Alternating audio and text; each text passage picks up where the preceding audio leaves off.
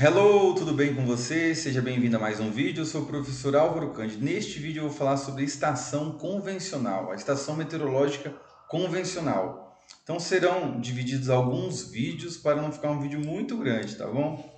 Então essa será a parte 1.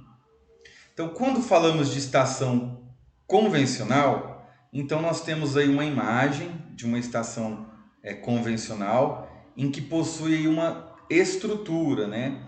Então aqui nós temos uma torre com sensores, tem outros equipamentos. Então aqui neste vídeo eu vou explicar um por um.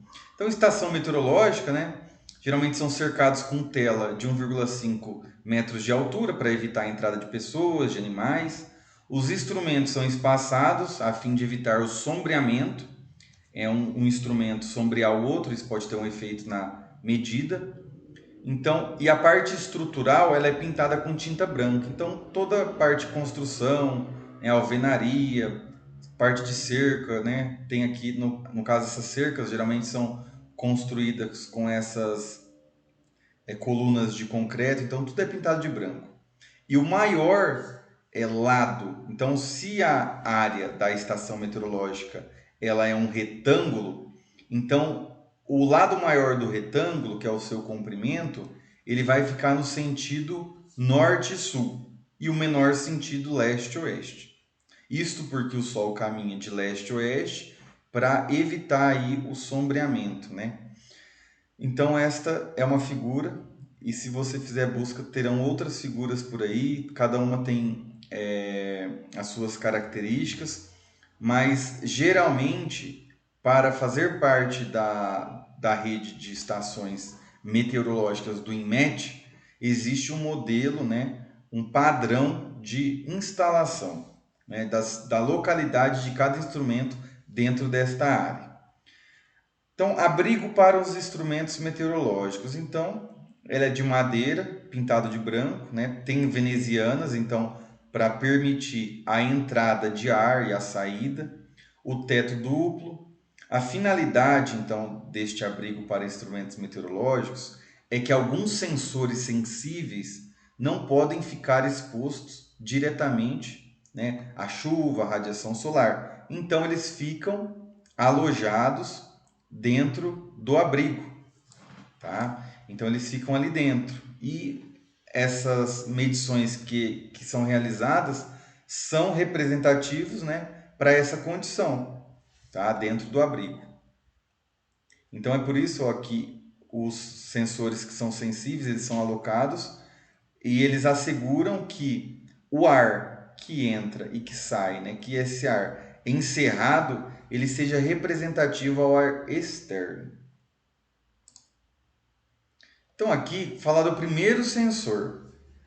Então termômetro de máxima. Então aqui nós estamos falando só para relembrar. Os sensores da estação convencional são sensores em que alguém precisa ir lá e fazer a medida. Precisa observar e registrar esses valores. Então, termômetro de máxima registra a maior temperatura para um dado período. Agora imagina assim, se fosse um termômetro comum, e se você tem o interesse de saber qual é a temperatura máxima do dia, como que você vai saber se a temperatura ela sobe e ela desce? Aí se eu vou fazer a leitura e está lá 20 graus Celsius, o que vai me garantir que a temperatura não estava 25 graus Celsius? Então o termômetro comum ele não permite o registro da temperatura máxima do dia ou do período, né? Porque às vezes são realizadas 3 medidas no dia. Então, quando geralmente tem o termômetro de máxima, não vai realizar 3 medidas, vai realizar a última medida do dia. E como que isso é possível? Então, este termômetro, então aqui essa parte circular é o bulbo do termômetro. Então, o termômetro ele é instalado na posição horizontal, aqui ele está na vertical, mas só para exemplificar, mas ele é instalado deitado, como aqui, a 5 graus de inclinação. E quando a temperatura ela aumenta, então o mercúrio que está aqui dentro, ele sobe.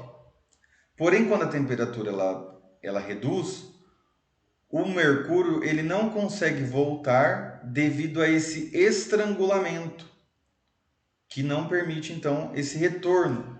Então, quando o observador ele visualizar o termômetro, ele vai verificar qual foi a maior temperatura.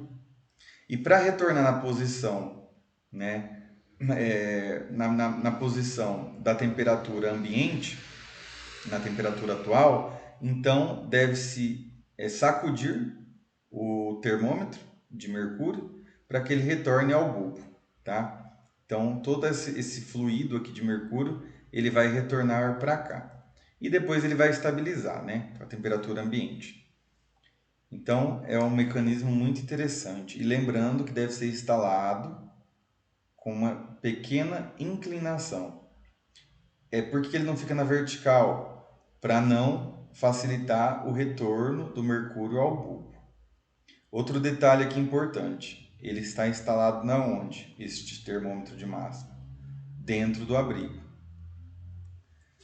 Termômetro de mínima. Então registra a menor temperatura para um dado período. Então no interior do bulbo tem um índice. Então tá aqui, ó. Então aqui, né, tem a parte interior do termômetro, o bulbo, né, onde fica armazenado o fluido. E dentro aqui, né, este bulbo está conectado com este duto, tem um índice. O que é esse índice aqui? Vamos lá. No interior do bulbo tem um índice de fibra em forma de halteres. Halter é aquilo que a gente faz exercício, né? Que tem duas bolinhas de um lado e do outro. Então, este halter, que como se fosse um pezinho aqui de academia, ele é de fibra e ele está aqui imerso no álcool etílico. A parte inferior do índice de fibra acompanha o menisco apenas quando a temperatura reduz. O que é isto? Quando eu falo parte inferior do índice, então essa parte de baixo aqui do índice.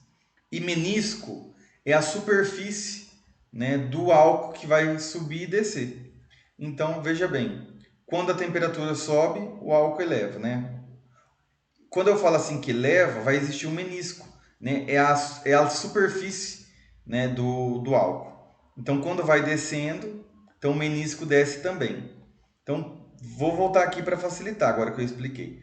A parte inferior do índice de fibra acompanha o menisco apenas quando a temperatura reduz. O que isso quer dizer? Que quando a temperatura ela aumenta, o índice ele não vai subir. Isso pelo mecanismo desse equipamento. Porém, quando desce a temperatura, esse índice vai acompanhar o menisco. Então imagina aqui que no mouse que eu estou, a temperatura ela está exatamente aqui. Aí ela vai subir, o índice se está aqui, ele não vai movimentar, a temperatura vem para cá. Quando a temperatura retorna, a partir desse momento aqui, o índice vai acompanhar. Então ele acompanharia, vamos exemplificar que vinha até aqui. Aí ele para aqui. Se a temperatura voltar a aumentar, o índice vai ficar por aqui, ele não vai subir, porque o índice ele não sobe com o menisco, ele apenas desce, ele reduz. Então, o termômetro ele é preparado pela inclinação do bulbo para cima, até que a parte inferior do índice de fibra fique junto com o menisco. Então, isso daqui é para quando você realiza a medida. Então, como que é preparado? Então, tem-se uma inclinação do bulbo para cima, então inverte, né, o bulbo. Então, pega essa parte e deixa para cima, para forçar que o menisco ele venha até aqui, nessa parte maior, tá? Então, aqui uma exemplificação deste termômetro de mínima. Então, aqui este inclinado era o de máxima, este na horizontal é o de mínima. Então agora psicrômetro. Então o psicrômetro, né, ele funciona. Então o psicrômetro ele é para inferir sobre a umidade e também sobre a pressão atmosférica. Então é um conjunto de dois termômetros de mercúrio, né? Então tem dois termômetros aqui dentro. Não tem estrangulamento, então é o comum.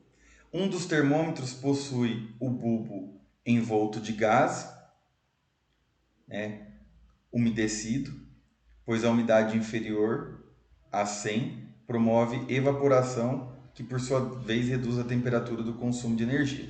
Então imagina assim, tem um termômetro aqui, este termômetro ele vai acompanhar a variação da temperatura ambiente, tá? Então a temperatura do ar. Outro termômetro, na parte do bulbo, em que é sensibilizada a temperatura no sensor, existe uma gaze em volta do bulbo.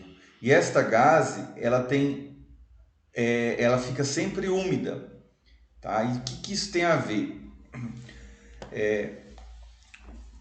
Quando ocorre a evaporação, então essa gaze, vamos imaginar um algodão com água. Esse algodão, se você deixar ele sobre uma mesa, né, se a umidade relativa do ar estiver inferior a 100%, esse algodão ele vai secar.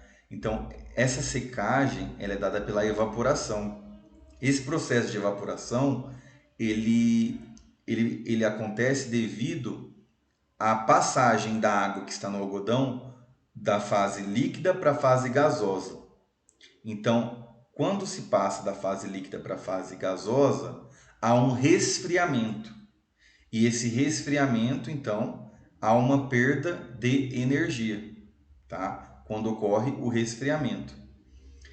Agora é interessante, porque um dos termômetros de mercúrio vão estar acompanhando então a temperatura ambiente e o outro termômetro de mercúrio vai estar acompanhando então esta temperatura de bulbo úmido. E o que tem a ver então essa temperatura de bulbo úmido com a temperatura ambiente? Essas duas temperaturas elas podem ser utilizadas em equações para quantificar a umidade relativa do ar. E também existem gráficos psicrométricos, também vou falar em outros vídeos, que a partir desses dois valores pode-se encontrar, eu até comentei sobre a pressão, pode-se encontrar outros valores, tá?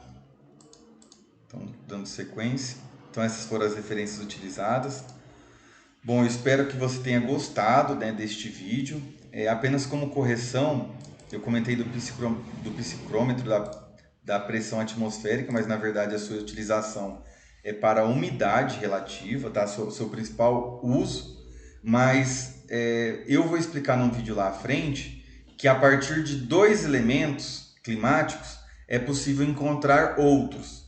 Então, vou dar um exemplo. A partir da temperatura e a umidade, é possível encontrar a temperatura de bulbo úmido, por exemplo. A partir da temperatura normal ambiente, a temperatura de bulbo úmido, é possível encontrar a umidade.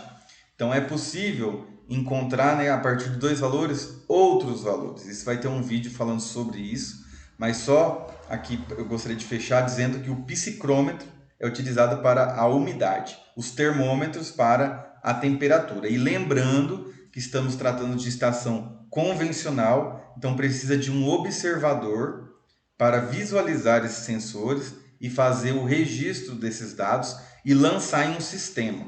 Tudo bem? Então espero que você tenha gostado deste vídeo. Se você gostou, dá um like aí no vídeo e até o próximo.